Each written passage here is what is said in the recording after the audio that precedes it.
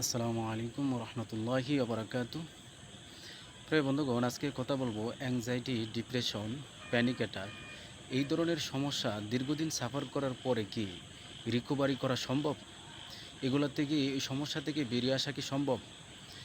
যারা এই সমস্যাগুলোয় ভুগছেন তারা ভিডিওটি অবশ্যই স্কিপ না করে ধৈর্য সহকারে দেখবেন।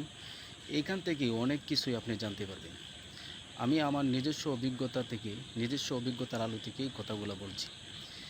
অনেকেই আছেন যে ৩ বছর, ৪ বছর, ৫ বছর অথবা ১০ বছর এই অ্যাংজাইটির সাথে সে মোকাবেলা করছে, লড়াই করে আসছে। বিষণ্ণতা, ডিপ্রেশন, এই ধরনের প্যানিক অ্যাটাক, বিভিন্ন সমস্যা নিয়ে সে দিনের পর দিন সাফার করছে। কিন্তু সে এই ডাক্তার থেকে সেই ডাক্তার, ওই ডাক্তার থেকে ওই ডাক্তার, ঔষধ দিনের পর দিন পরিবর্তন করছে। আর তার মনের মধ্যে একটি হতাশা। সে মনে মনে চিন্তা করতেছে যে আমি এতদিনের বিষণ্ণতা, এতদিনের অ্যাংজাইটি, আমি কি রিকভারি করা সম্ভব? এই যে তার মনের মধ্যে একটা দুর্বলতা, যাদের এই দুর্বলতা আছে তারা এই ভিডিওটি দেখবেন। আপনি ২ বছর, ৪ বছরের অভিজ্ঞতা, আর আমি একাধারে ১৭ বছর অ্যাংজাইটি, ডিপ্রেশন, প্যানিক অ্যাটাক এই ধরনের সমস্যা ১৭ বছর আক্রান্ত ছিলাম। ১৭ বছর দিনের পর দিন সাফার করছি। শেষ পর্যন্ত ২০২৩ সালে আমি যখন জানতে পারলাম যে এটা আমার একটা সাইকিয়াট্রিক সমস্যা, তখন আমি একজন ডাক্তারের শরণাপন্ন হই। একজন নয়, কয়েকজন ডাক্তারের শরণাপন্ন হই। এই ডাক্তার থেকে সেই ডাক্তার, মানে কোনো কিছুতেই মন বসে না।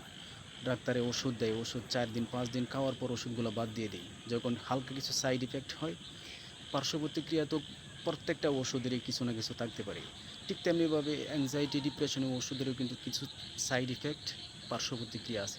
এইগুলো যখন দেখা দিত তখন এই ওষুধগুলো বন্ধ করে দিতাম। বন্ধ করে আরেকজন ডাক্তারের কাছে যাইতাম।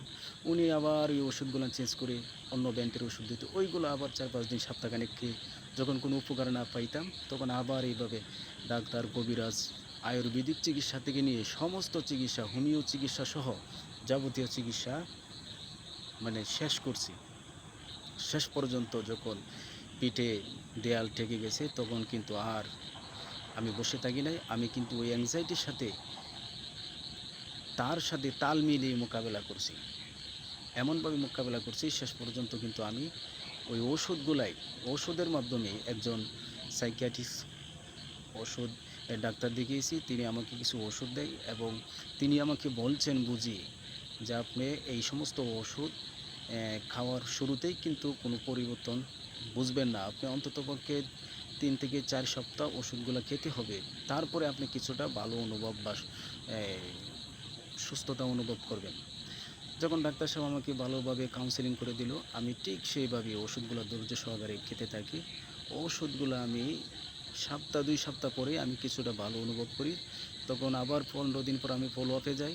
ডাক্তার আবার আমাকে এই ওষুধগুলো ১ মাসের জন্য সাজেস্ট করেন। ১ মাস পর আবার ফলো আপে রাখেন। এভাবে আমাকে ৩টা ধাপে ফলো আপ করেন। শেষ পর্যন্ত আমাকে ২টা ওষুধ দিয়ে চিকিৎসা চালিয়ে যান। আলহামদুলিল্লাহ, আমি ওই বিগত ১৭ বছর যে কষ্ট করছি সেটার যে অ্যা একটা লাইফ কষ্টদায়ক, আর এখন যে আমি একটা লাইফ ফিল করতেছি, তখন ওই সময়টাকে আমি মাঝে মধ্যে চিন্তা করি যে আমি কি কষ্টটা এনে করছি, কি না জেনে আমি যে কষ্টটা করছি, আমি আজকে এই সমস্যাগুলো যদি আগেই আমি শনাক্ত করতে পারতাম তাহলে আমার এতটা কষ্ট হতো না। আলহামদুলিল্লাহ, আমি এখন আগের থেকে পুরোপুরি সুস্থ। আমার কোনো অ্যাংজাইটি, ডিপ্রেশন, বিষণ্ণতা, প্যানিক অ্যাটাক এই ধরনের কোনো সমস্যা আমার এখন আর হয় না। আলহামদুলিল্লাহ, আমি ২০২৩ সাল থেকে এখন সুস্থ আছি। আশা করি আপনারা দোয়া করবেন। আলহামদুলিল্লাহ, আল্লাহ তাআলা যেন আমাকে এভাবেই সুস্থ রাখেন এবং সকলের জন্য দোয়া করি আল্লাহ তাআলা সকলকে এই সমস্যায় যারা আছেন, যারা এই কষ্ট করতেছেন তাদেরকেও আল্লাহ তাআলা খুব দ্রুত এইখান থেকে রিকভারি করার তৌফিক দান করুন। আজকের মতো এই পর্যন্তই। আসসালামু আলাইকুম।